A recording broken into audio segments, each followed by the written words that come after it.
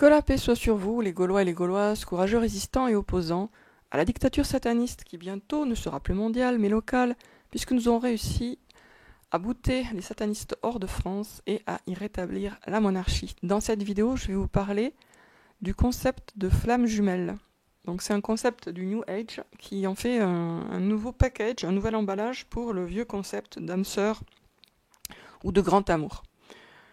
Alors, je voudrais en fait simplement attirer votre attention sur une espèce de petite arnaque subtile au niveau sémantique ou linguistique.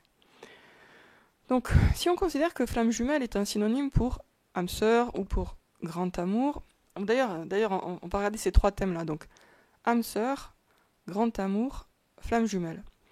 Flamme jumelle ressemble à âme sœur, puisque flamme ressemble à âme, et sœur ressemble à jumelle. Donc flamme jumelle, c'est une espèce de réécriture, vraiment de relooking de âme sœur, en termes de la façon dont l'expression a été inventée par je ne sais qui, mais c'est quelqu'un qui s'est clairement inspiré de âme sœur et qui a voulu inventer une nouvelle expression qui paraisse plus forte, plus intense, mais où finalement c'est la même idée.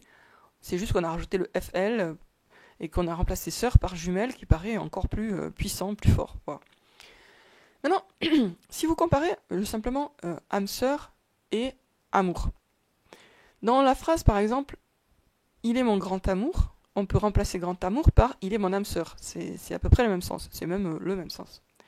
Mais il y a une petite nuance. Quelle nuance? C'est que dans il est mon grand amour, on insiste sur le lien, l'amour, le lien, la relation, alors que dans il est mon âme sœur, on insiste plus sur la personne. Mais en même temps, c'est vraiment la même idée. C'est simplement l'optique qui est très légèrement différente, le point de vue qui est un tout petit peu orienté différemment, mais enfin c'est la même idée. Donc il est mon grand amour égale il est mon âme sœur. Égale aussi, logiquement, il est ma flamme jumelle. Mais on va voir, je vais vous montrer là tout de suite, que chez les gens qui croient au concept de flamme jumelle, il y a une espèce de distorsion qui se fait au niveau sémantico-syntaxique. Alors, voilà par exemple ce que dit une personne dans un groupe Facebook sur les flammes jumelles. Beaucoup de personnes se croyant flammes jumelles se fourvoient et on pourrait dire que c'est l'œuvre du mal, mais je pense que c'est une excuse pour se délester de la responsabilité d'avoir choisi de croire qu'ils étaient flammes jumelles. Imaginez maintenant qu'on remplace flammes jumelles par grand amour. Pour se délester de leur responsabilité d'avoir choisi de croire qu'ils étaient grand amour. Ça paraît débile, ça paraît absurde, il y a quelque chose qui cloche. De même, pour beaucoup de personnes se croyant flammes jumelles se fourvoient. Imaginez maintenant qu'on remplace par grand amour. Beaucoup de personnes se croyant grand amour se fourvoient. Il y a un problème, on est d'accord, hein? Alors, où est le problème exactement? Qu'est-ce qui se passe en fait? C'est que amour, le mot amour, mettez l'accent sur la relation, la qualité de la relation. Âme sœur met un peu plus l'accent sur la personne, mais il reste encore clair qu'il s'agit d'une relation. On va pas dire je suis âme sœur, on va dire un tel est mon âme sœur. Mais ça paraîtrait débile de dire je suis âme sœur, parce que reste la question de qui? De qui? Ça paraît aussi débile que de dire je suis grand amour. Ben non, j'ai un grand amour pour machin, ou je suis uni par un grand amour avec bidule, mais pas je suis grand amour. Donc, de la même façon, ce que je veux dire, c'est que le concept de âme sœur ou de grand amour, il est cohérent, il est logique dans la mesure où il parle d'une relation spécifique avec quelqu'un de spécifique. Mais là, de nos jours, pour flamme jumelle, qui au départ n'est qu'un synonyme de âme sœur, un synonyme redéfini, blablabla, mais enfin c'est la même idée, on se retrouve avec des gens qui se disent flamme jumelle dans l'absolu, comme si c'était pas une relation. Alors vous allez me dire, mais c'est juste un problème de grammaire. Mais c'est pas juste un problème de grammaire, c'est un problème de la conception, c'est-à-dire de la manière dont on pense au concept. Donc moi j'ai répondu ceci. Être flamme jumelle me paraît mal choisi comme expression, puisque les flammes jumelles sont des individus normaux. C'est plutôt avoir trouvé sa flamme jumelle qu'il faudrait dire. Et là, la personne me répond, être brun, c'est aussi être un individu normal. Oui, mais être brun, c'est une caractéristique propre à une personne, ce n'est pas une relation. Ou à la limite, c'est la relation de vos cheveux avec votre tête. Mais je veux dire, être brun, c'est la caractéristique de la personne, indépendamment de toute relation avec une autre personne. Alors que être flamme jumelle, ça ne veut rien dire dans la mesure où il s'agit de savoir qui est la flamme jumelle de qui, et pas qui est flamme jumelle dans l'absolu. Ce n'est pas une caractéristique absolue d'une personne, indépendamment de toutes les autres. Il n'y a pas des gens qui sont flammes jumelles et d'autres qui ne sont pas flammes jumelles. Il y a des gens qui ont trouvé leur flamme jumelle et d'autres qui ne l'ont pas trouvée. Mais en tout état de cause, dire se croire flamme jumelle, c'est une façon de dire qui implique que être flamme jumelle, c'est une caractéristique d'une seule personne et pas un lien entre deux personnes. C'est pour ça que si on remplace par grand amour ou même par âme sœur, l'absurdité du truc saute aux yeux.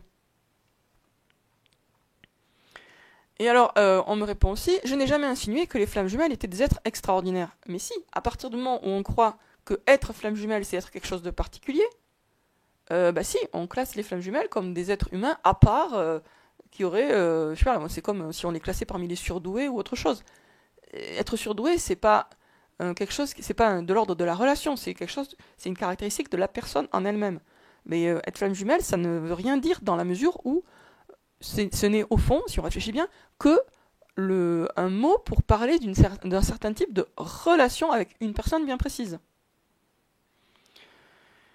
Voilà, donc c'était pour attirer votre attention que le mot flamme jumelle finalement conduit à des espèces d'impasses sémantiques, puisque du coup il y a des gens qui se croient flamme jumelle dans l'absolu, et s'ils s'aperçoivent que la personne qu'ils ont prise pour leur flamme jumelle ne l'est pas, ils peuvent être, non seulement ils seront déçus, bon ça c'est normal, on est déçus, mais ils peuvent se sentir aussi déstabilisés dans leur identité, parce qu'ils ont mis au cœur de leur identité, non pas l'autre personne en tant que telle, mais le fait qu'ils seraient flamme jumelle. Et ça c'est complètement bidon, c'est vraiment aussi absurde que de se définir en tant que, voilà, je suis grand amour. Peut-être tu es aimant, mais je suis grand amour dans l'absolu, ça n'a aucun sens. Ou je suis âme sœur. De qui ? Il y a toujours la question de qui ? Donc, les gens qui se font des illusions en s'imaginant par exemple que telle personne est leur flamme jumelle alors qu'elle ne l'est pas, bon ça c'est une illusion comme une autre, mais je veux dire, ça n'a pas de sens de formuler les choses en tant que il s'est cru flamme jumelle alors qu'il n'était pas. C'est pas une question de ce qu'on est, c'était une question de relation. Une relation c'est quelque chose qui est entre deux personnes, c'est pas quelque chose qui est interne à une seule personne. Voilà. Donc, question de vocabulaire. Le New Age, de façon générale, aime bien inventer des nouveaux concepts, enfin, nous fourgue de nouveaux concepts, dont beaucoup sont extrêmement foireux. Et aussi des nouveaux proverbes. Tout ce à quoi on résiste persiste, c'est un proverbe de New Age qui est clairement totalement faux. Et la preuve, il va falloir bien qu'on résiste à la dictature pour s'en débarrasser. Hein. Si on n'y résiste pas, on s'y soumet et donc elle perdure. Donc ça, c'est un exemple de bon sens, mais il y en a des milliards. Tout ce à quoi on résiste persiste, ça rime, donc ça a l'air vrai, mais c'est faux. D'une façon générale, quand ça rime, on a envie d'y croire. Hein.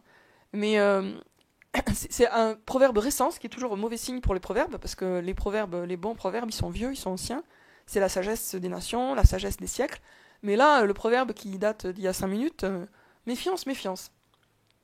Donc tout ce à quoi on résiste persiste, proverbe New Age à jeter à la poubelle, qui ne vise qu'à abrutir les gens et à les soumettre, justement, à leur donner une mentalité de soumis. En gros, soumets-toi et tout ira bien. Ben non, non, pas du tout. Ça, c'était un premier point. Et second point, l'expression flamme jumelle, attention quand vous l'utilisez. Si vous ne pouvez pas la remplacer par âme sœur ou grand amour, vous êtes en train de pédaler dans la mélasse intellectuelle et de faire de la bouillie, du boulga-boulga, de concepts vaseux.